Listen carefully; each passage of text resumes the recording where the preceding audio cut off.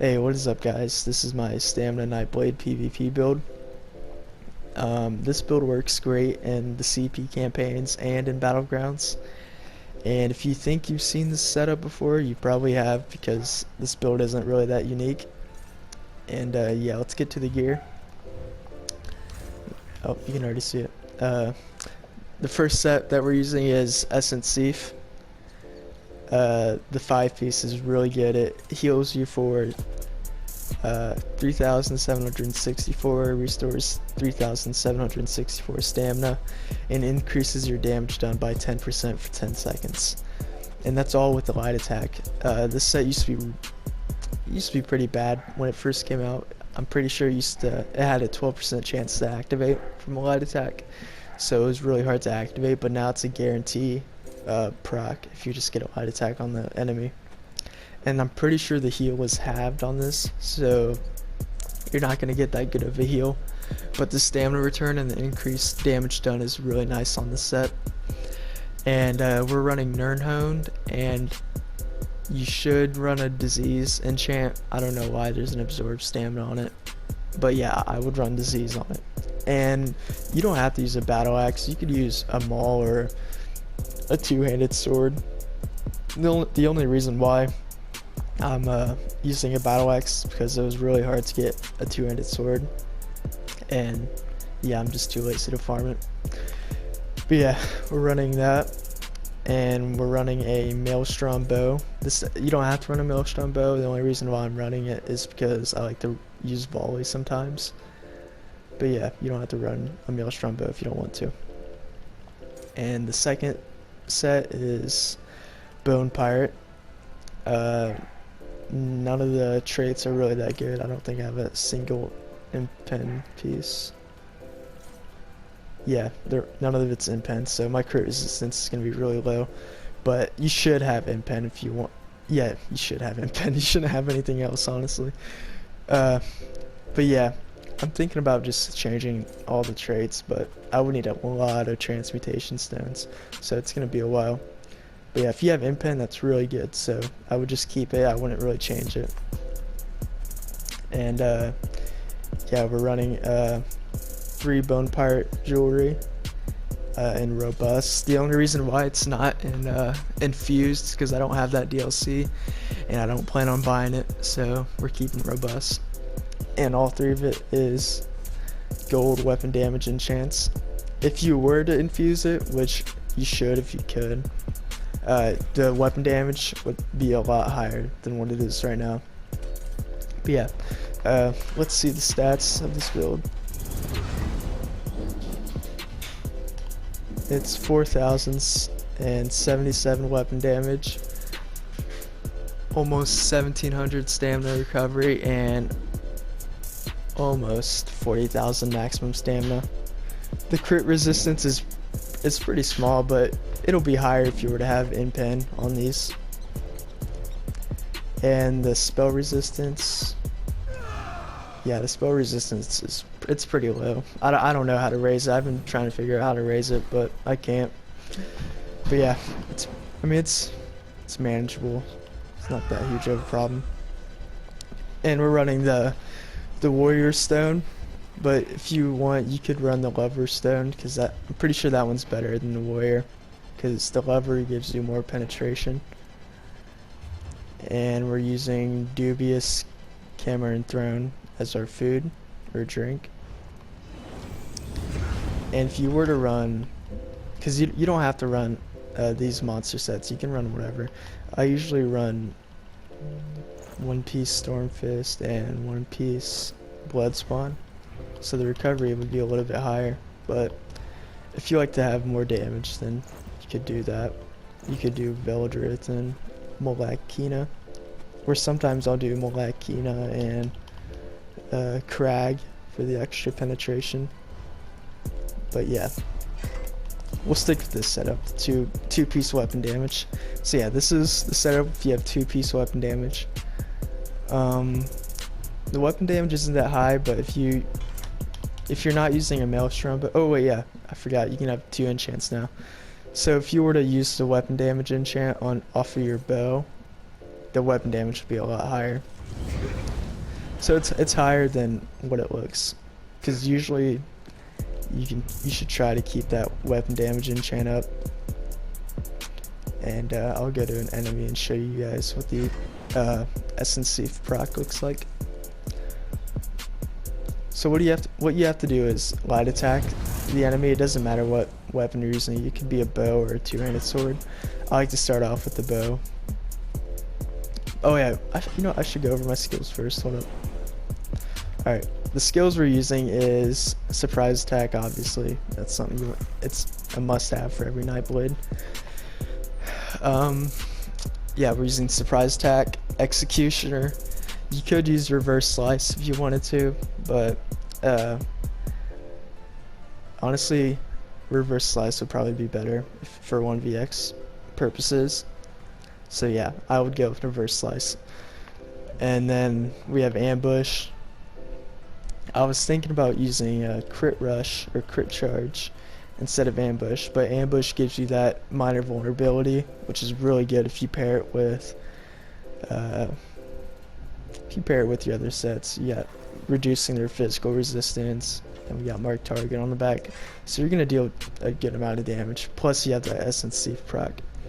So yeah, we have ambush, then we have fear. I've actually tried dizzying sling instead of fear before, and it surprisingly worked really good, but fear is still better. And then we have rally, and then we have dawnbreaker smiting.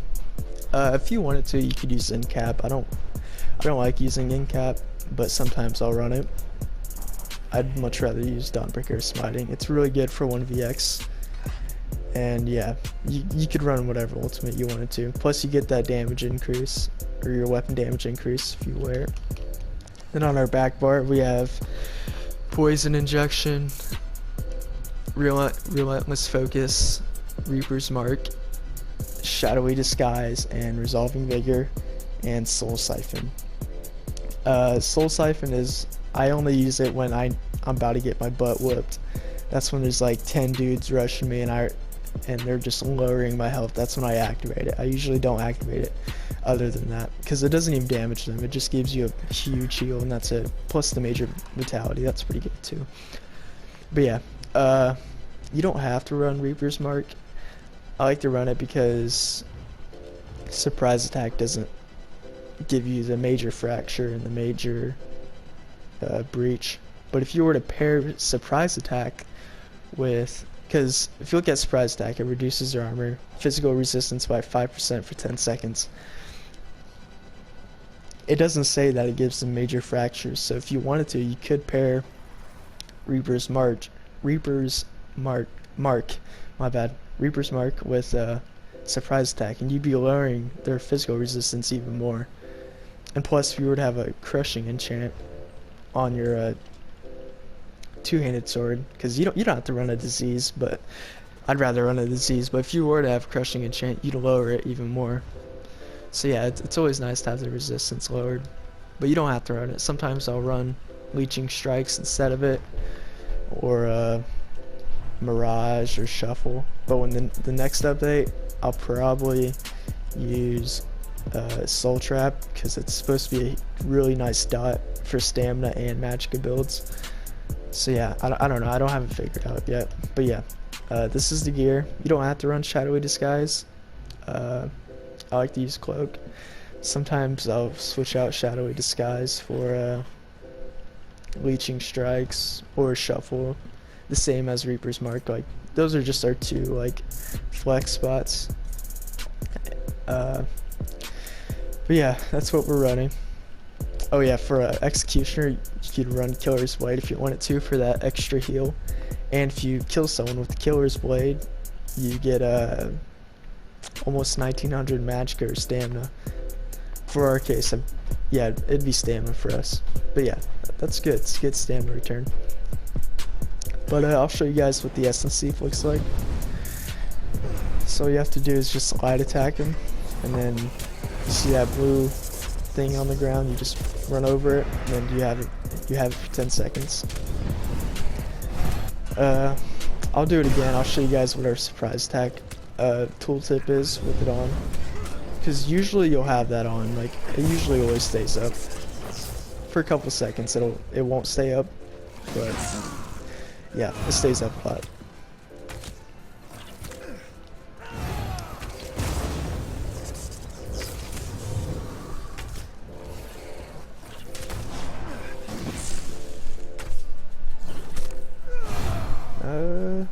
Should be popping up now. Oh, okay. Oh yeah, I forgot. I have S&C on my main bar. That's why. Okay, so our tooltip for surprise tag is almost 12,000. So that's pretty good, considering that. Oh yeah, never mind. Our stam recovery's not that good, but 12,000. That's still pretty nice. It could be even higher if you had a two-handed sword. So yeah, I mean, these stats aren't even really what it's supposed to be, for me at least, because I don't like running the battle axe. I'd rather run a two-handed sword if I could. But yeah, Essence Thief is really good for stamina sustain. Just pick it up well, yeah, just pick it up whenever you see it. It procs often, but sometimes it'll glitch and it'll proc, but you can't see it on the ground because there's so many AoEs. So yeah, it can be tough to find sometimes. But yeah, when you do see it, I would get it. But yeah, let's go to our champion points. Okay. I don't want to get attacked by those things. Okay. Let's see. In the tower, we're running 56 in Warlord, 43 in Siphoner. Thief, we're running 43 in Tenacity, 43 in Arcanus, and 43 in Mooncalf, and in the Shadow. Oh wait, no, this is the Lever, not the Thief. My bad. And oh, the whole thing is called Thief. Okay. And in the Shadow, we're running 19 in Shadow Ward and 23 in Tumbling. If you wanted to, you could just take all the points out of Siphoner and kind of put them into Tumbling or Shadow Ward. But I don't know, I like it how it is, but if you don't like Siphoner, you could put in any other part of the any other perk or whatever it's called. But yeah, let's go into the mage. Is that what it's called? Yeah. We have none in here, and we have 59 in physical weapon expert. That increases your damage done with light and heavy attacks. We have 61 in master at arms. That increases your damage of your direct damage attacks. We have 43 into mighty, 51 into piercing, and 56 into precise strikes. If you wanted to have points into blessed, I would take out points into physical weapon expert, and I would put into blessed, because I feel like it's much better to have an increased damage on for your direct damage attacks. You shouldn't lower that, it should stay up. And the same goes for all three of these, because these are like must-haves. Because the perks on these are really nice. You have the Exploiter perk, Opportunist, Perfect Strike. Yeah, these are all good perks, so you want to keep it.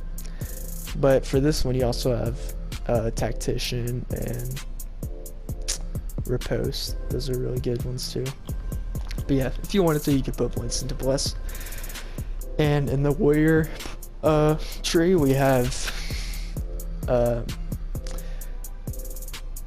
72 into Resistant, 37 into Ironclad. We have 43 into Hardy, 43 into Elemental Defender, and 56 into Thick Skin. And we have 19 into Quick Recovery. Honestly, yeah, you know what, I was gonna say you could put this at 100, but I feel like that'd be a waste of points, so I wouldn't do that. But if you want to, you can. But yeah, we have the good thing about this one is that we have the Unchained passive, so it reduces the stamina cost of your ability by 80%. Every other perk on these trees aren't even that good, but yeah. So that's the CP setup. That's about all I had. Let's see if there's anything else to talk about.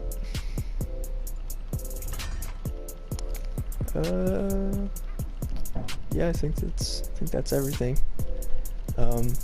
So yeah, that's the build, guys. I hope you guys enjoyed it, and like I said, this build isn't really that unique, so I wouldn't be surprised if there's already a video out that uses the exact same stuff.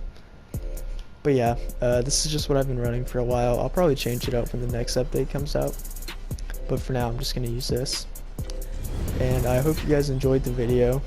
Be sure to let me know in the comments if you have any questions, or if you want to see anything else, and I'll be sure to get to it. And yeah, have a nice day.